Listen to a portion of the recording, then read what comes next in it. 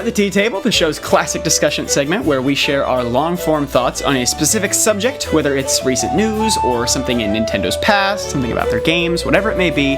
And now we're going to talk more about this fan-made Metroid 2 remake because, lo and behold, it has been taken down. We don't know that Nintendo's behind it, although who else would it be? But nevertheless, this is worth discussing in detail. I think we pretty much do know at this point, because Metroid Database, they actually contacted the law firm that sent them the email. Oh, that's right. They said it's all legitimate. So. Yeah, that's right. I wrote that a day or two ago. Yeah. So it's almost certainly Nintendo. Do you guys, hot takes, anything to say about this? I mean, it's not surprising, but it's really disheartening. Yeah. I think the thing that gets me is, wow, this is probably the clearest cut case of a legitimate, this can't possibly be fair use sort of move, because this is straight up a remake of a game that they're currently selling. Right. On 3DS eShop, just so listeners are clear. Yes. No colors, sadly. That would have been nice. I think this game had Super Game Boy colors, if I'm not mistaken. Anyway, the thing that's disheartening about it is that this is basically the thing Nintendo did for Metroid's 30th anniversary, was they took down M2R. Yeah.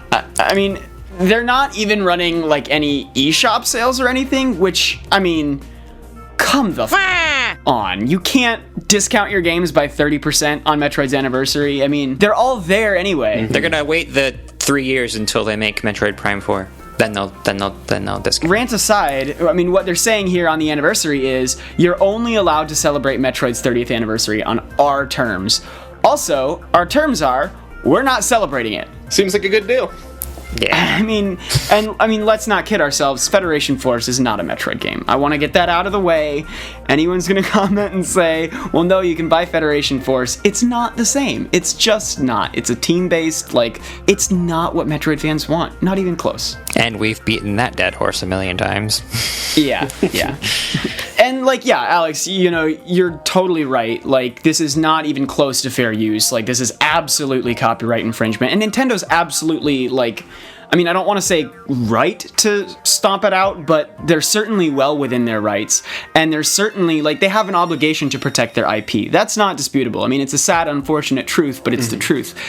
But the real thing that gets me is that when anything like this blows up, it doesn't mean that fans are skeezy or ungrateful. What it means is that Nintendo is underserving their own market. Mm-hmm, definitely. Because let's get some perspective here. If this game came out 5 years ago, nobody would have cared. The series was pretty healthy, and Metroid 2 is this dinky old Game Boy game that even now most people have forgotten about. I think you actually mean 7 years ago, before Other M. But I'll allow it. It was relatively healthy. People expected a new Metroid game on Wii U. Yeah, sure. Semantics aside, we look ahead to now, 2016, and what the success of this project signals is that fans want Metroid.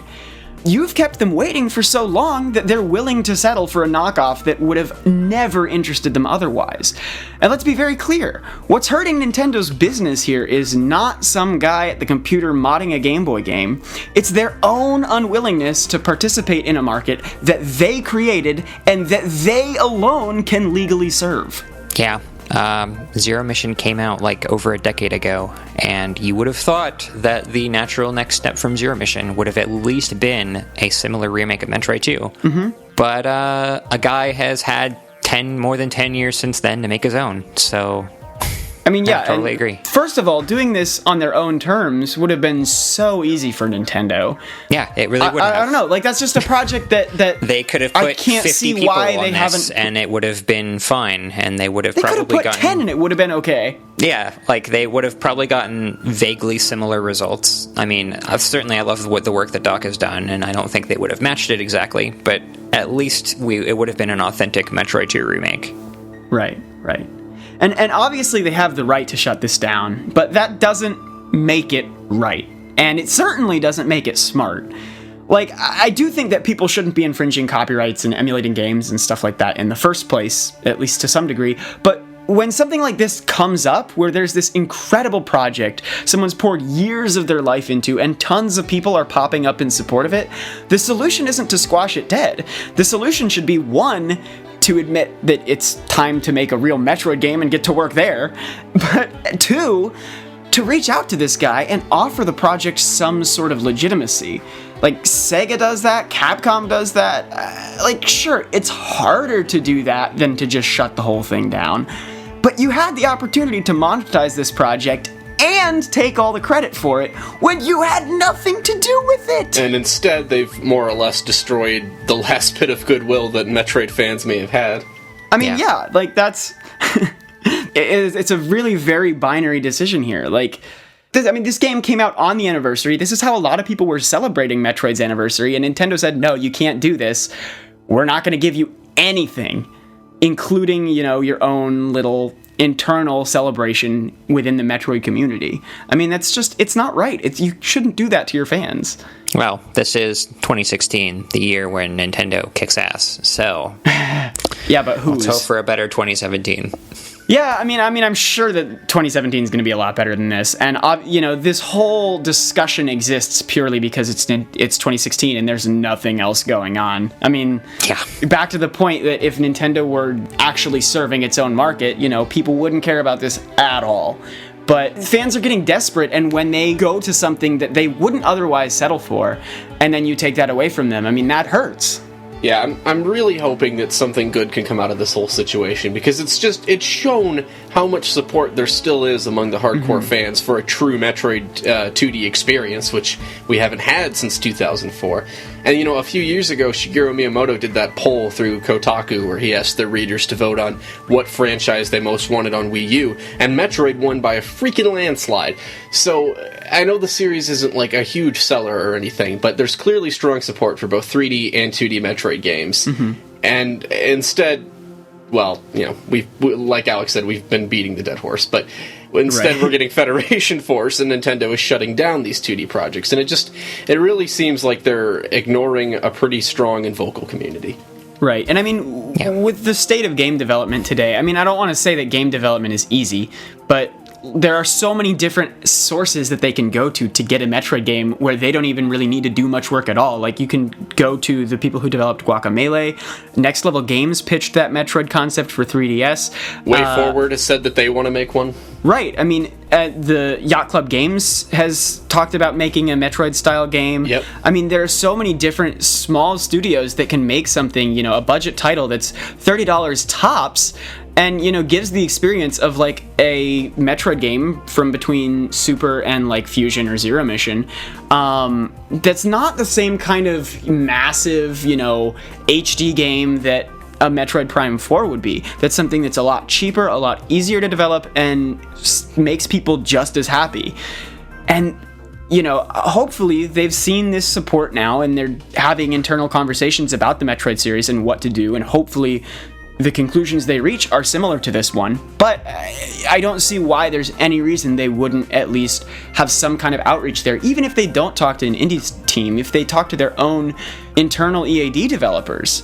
Like, they're making so many budget eShop titles, why can't one of them be Metroid? That's something people are actually going to like, unlike Dylan's Rolling Western.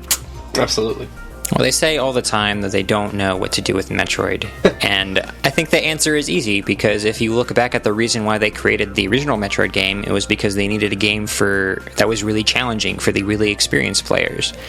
And that's what Metroid should be today. You shouldn't be worrying about expanding it to this wider audience that plays team shooters. You shouldn't be worrying about making it have Space Marines at the center of its story. Like, that has nothing to do with what Metroid is, which is this sort of weird alien universe with weird alien creatures where experienced players can die a lot and shoot things. Like, that's all you need for a Metroid. That's all you need to think about when it comes to Metroid. That's what you need to do. They're overthinking it and underthinking it at the same time in a really weird way.